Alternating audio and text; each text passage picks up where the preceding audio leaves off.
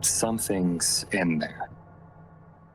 The body is dead, and yet something within it is very, very much watching. It's an act of necromancy. They look at you with those eyes, not because they need to see you, but rather out of habit. Or maybe it's so that they can maintain some illusion of personhood, of life. Something has been lost in translation, be it the senses or some of their personalities, or maybe even all of what had previously made them them. That something is gone. It was lost when they were stuffed in those useless bodies. They are dead, and yet they persist. Not because they wanted to, but because of forces beyond their own understanding. Science, maybe. Magic, maybe more. But beyond their understanding nonetheless. What you just heard is a reading of a quote from a friend of mine that I think best sums up the horror of the original Five Nights at Freddy's. This game, I feel, even 10 plus years later, is without a doubt the scariest in the series uncontested, and I'm here to state why I think that. Now, I know you are used to my TF2 content, and don't worry, that will continue, but I wanted to take just a small little detour for a video to talk about something that I'm incredibly passionate about. For those of you unaware, let me catch you up. Five Nights at Freddy's is a 2014 indie horror game released by Scott Cawthon. The series consists of you playing as a night guard as animatronics attack and try to break into your office. Now, this is not a deep dive into the lore. I will touch up on it, but this is not a deep dive, simply an analysis on the horror of it, both psychological and physical.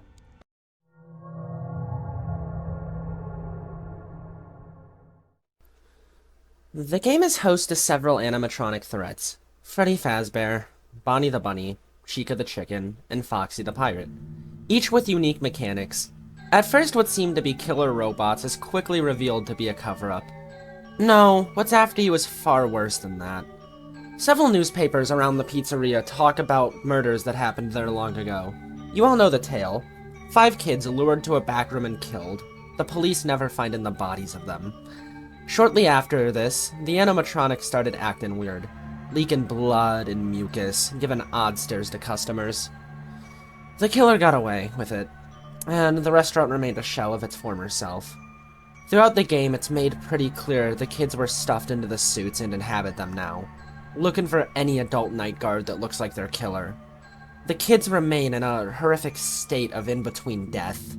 They let out moans of pain and leak blood and mucus as if clinging to what little bits of life they have within those suits. They hunt you down out of fear and confusion, or maybe just some animalistic urge, like their souls have been eroded down to the very core functions of hunting and survival. Their eyes look at you as if someone tried to give them life, and it worked, but they didn't come out right. It's a horrific act of necromancy, one that defies all logic. The newspapers liken the animatronics to reanimated corpses, metal acting as a twisted substitute for flesh. It's as much scary as it is tragic.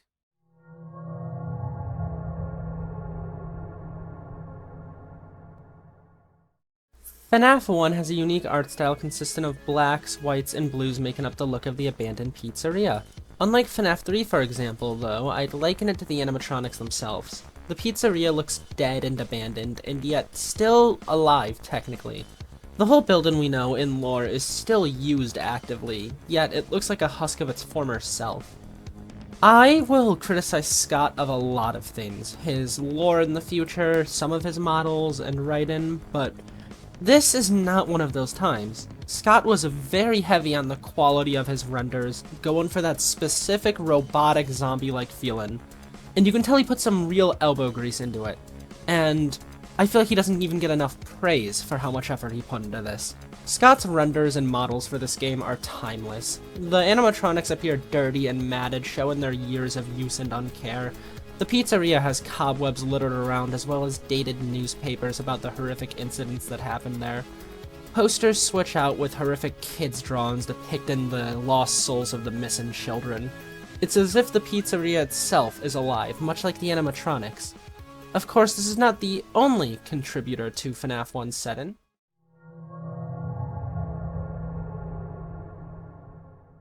The ambience is also a equally important contributor to this. The restaurant lets out creaks as the building sits there. The old attractions occasionally starting to play music. The animatronics' footsteps play all around the building. My favorite is the cleaning of pots and pans when Chica enters the kitchen. The buzzing of the office fan being one of the only bass sounds you hear as well. It's like the place is almost too quiet before springing to life with horrific, unidentifiable sounds. The ambience, I feel, is probably the most important part of the setting, even beyond the animatronics themselves. With that being said, I think I've covered...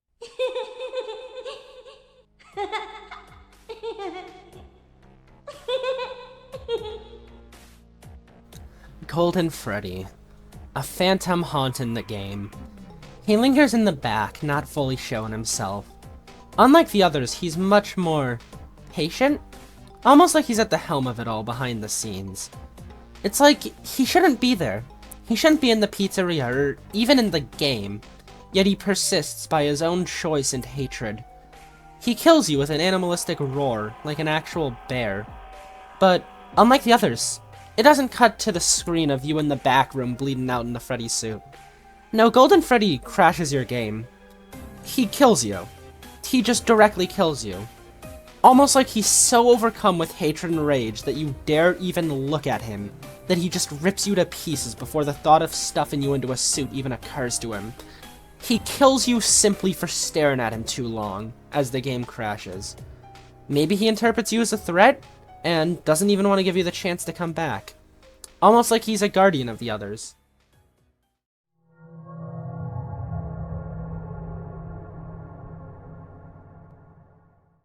I'd love to continue talking about this, however, I'm gonna have to break this into a two-part video. Frankly, this has taken easily over 20 hours, maybe even 30 in the past few days I've been working on it, and while I want to continue, I need a break, and frankly, I don't want to put all this much effort into a huge video, and I don't even know if this is going to be received well. I will most likely make a part 2 if this does well, but who knows. In the second part, I will be talking about the Silver Eyes and how it ties into the original game, and depending on how well, again, this does, I will either work on the loose cannon video next, or the part 2 to this. No matter what, the loose cannon video will still happen. I also did work on it as I made this, just in case anyone's worried that I hasn't had any progress. I'm hoping this does well, and I'll get the chance to make a variety of things alongside the TF2 content, but who knows, the YouTube algorithm isn't exactly the most generous. I mainly made this anyways because I'm hugely passionate about Fnaf, and I really just wanted to get my words out about how I feel on the first game. With that being said, I hope you enjoyed the video, and make sure to check the description for any songs that I used if you're curious about them. Bye.